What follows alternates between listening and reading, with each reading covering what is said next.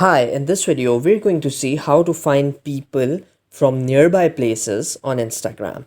So it might be that you want to find any users near your actual physical location who are using Instagram and see their relevant posts.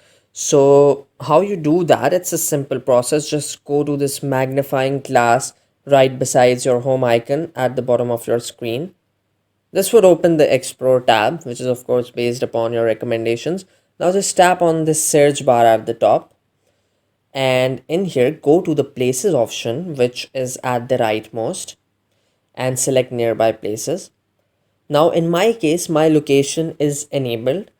If your location has not been enabled, then what you could do is enable it from Android. Instagram would probably show you a prompt. So just select your location to be activated and enabled, and then select the nearby location you want. So there are a lot of these places which are actually nearby my physical location right now. And let me just select one of these. So I just select this one, for example, F11 Marcus. So it's very close to my house. And as you could see, these are the photos which have been taken in this region.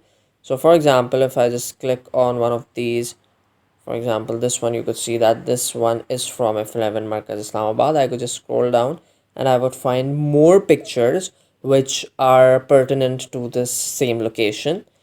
And of course, I could just find out any posts that I want to.